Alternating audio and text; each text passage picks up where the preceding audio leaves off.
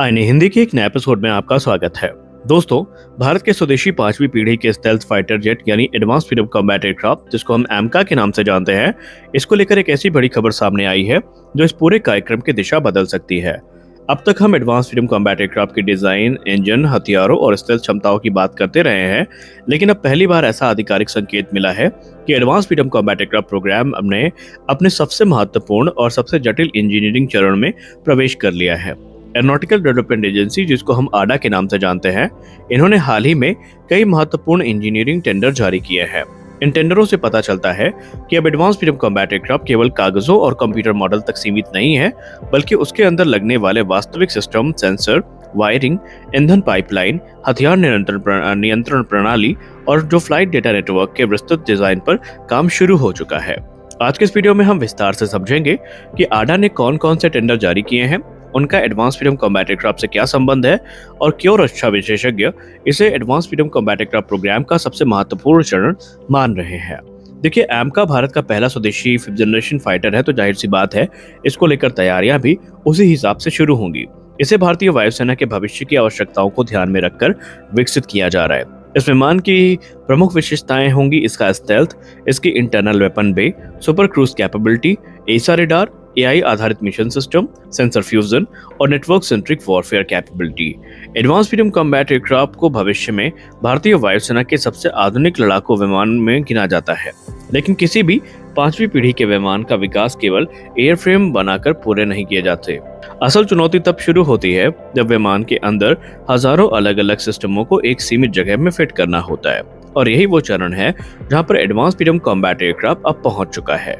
Aeronautical development agency ने हाल ही में एक उन्नत फाइबर ऑप्टिकल सेंसिंग सिस्टम के लिए टेंडर जारी किया है।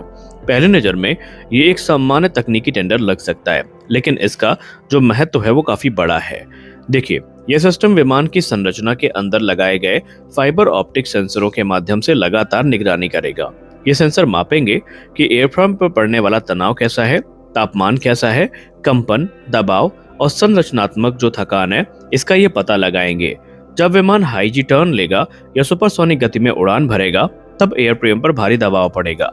फाइबर ऑप्टिक सेंसर इन सभी बदलावों को रियल टाइम में रिकॉर्ड करेंगे। और ये तकनीकी महत्वपूर्ण इतनी क्यों है? क्योंकि पुराने लड़ाकू विमानों में इंजीनियरों को उड़ान के बाद विमान की जांच करनी पड़ती थी, लेकिन एडवांस फ्रीडम कॉम्बैट एयरक्राफ्ट जैसे आधुनिक स्टेल्थ विमान में ये पर्याप्त नहीं होगी। एडवांस फ्रीडम कॉम्बैट एयरक्राफ्ट में बड़े पैमाने में कंपोजिट मटेरियल्स का उपयोग होगा।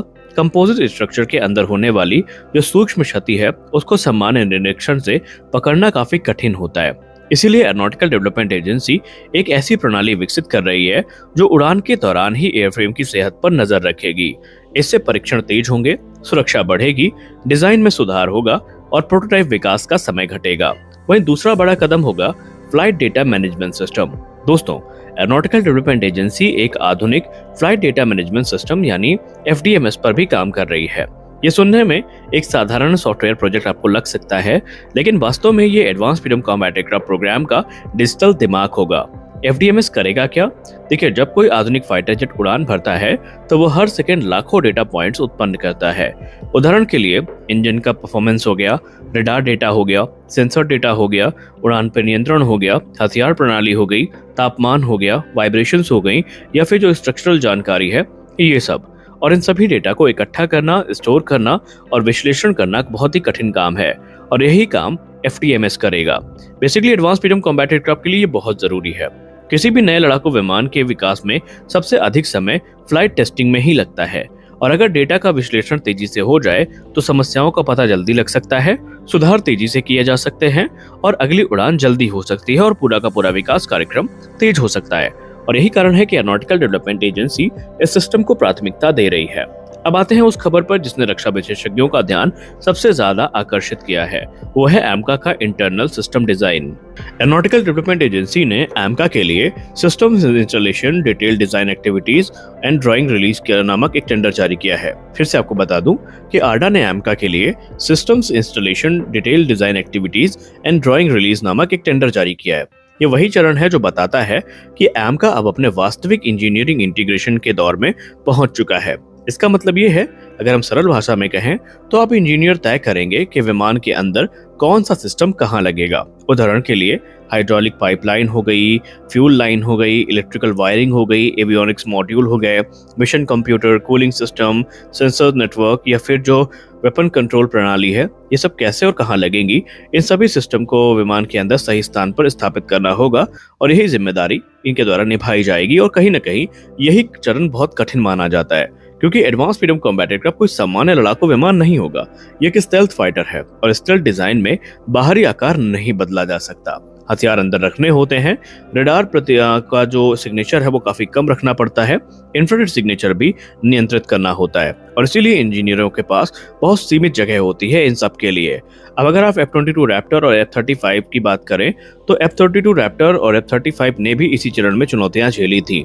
दुनिया के सबसे उन्नत स्टेल्थ फाइटर ये जो दोनों विमान हैं, इनके विकास के दौरान भी सबसे अधिक समस्या इसी में आई थी और सबसे ज्यादा समय भी जो सिस्टम इंटीग्रेशन है उसी में लगा था।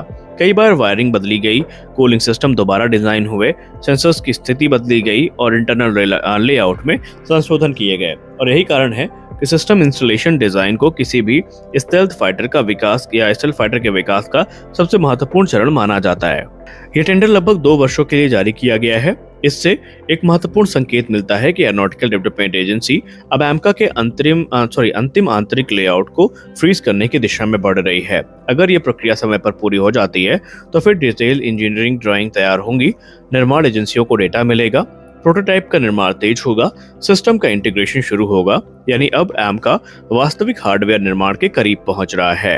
भारतीय वायुसेना में इसका महत्व काफी ज्यादा है। भारतीय वायुसेना को भविष्य में ऐसे विमान की आवश्यकता है जो चीन के J-20 का मुकाबला कर सके, पाकिस्तान की उभरती क्षमताओं का जवाब दे सके और लंबी दूरी पर गहरे प्रहार कर सके और नेटवर्क सेंट्रिक वॉरफेयर में पार्टिसिपेट कर सके। और एडवांस फ्रीडम कॉम्बैट एयरक्राफ्ट इन्हीं आवश्यकताओं को पूरी करने के लिए विकसित किया जा रहा है। इसीलिए हर तकनीकी प्रगति सीधे भारत के भविष्य की वायु शक्ति से जुड़ी हुई है। तो दोस्तों, स्पष्ट है कि हालिया टेंडरों से एक बात बिल्कुल स्पष्ट हो जाती है कि एडवांस फ्रीडम कॉम्बैट एयरक्राफ्ट अब केवल कॉन्सेप्ट डिजाइन स्टेज में नहीं है, बल्कि उन्नत स्ट्रक्चरल हेल्थ मॉनिटरिंग सिस्टम विकसित किया जा रहा है आडा की तरफ से, फ्लाइट डेटा मैनेजमेंट इंफ्रास्ट्रक्चर तैयार किया जा रहा है आडा की तरफ से, और आडा सबसे महत्वपूर्ण है कि AMCA के आंतरिक सिस्टमों की विस्तृत स्थापना और इंटीग्रेशन पर काम शुरू कर चुकी है। यानी भारत का पहला स्वदेशी 5th जनरेशन फाइटर प्रोग्राम अब अपने उस चरण में प्रवेश कर चुका है जहां से प्रोटोटाइप निर्माण और भविष्य के उड़ान परीक्षण की गतिविधियों का रास्ता खुलता है। अगर सब कुछ योजना के अनुरूप आगे बढ़ता है तो आने वाले वर्षों में एडवांस फ्रीडम कॉम्बैट एयरक्राफ्ट भारतीय एरोस्पेस इतिहास का सबसे बड़ा और सबसे एम्बिशियस प्रोग्राम बन जाएगा और हम जिस टाइमलाइन की अपेक्षा कर रहे हैं उसी टाइमलाइन में यह हमें देखने को भी मिलेगा। तो आज के इस वीडियो में बस इतना ही। आशा करते हैं वीडियो आपको अच्छी लगी होगी। वीडियो अच्छी लगी वीडियो को लाइक करिए, नए हैं चैनल को सब्सक्राइब करिए। मिलते हैं अगले वीडियो में, तब तक के लिए जय हिंद।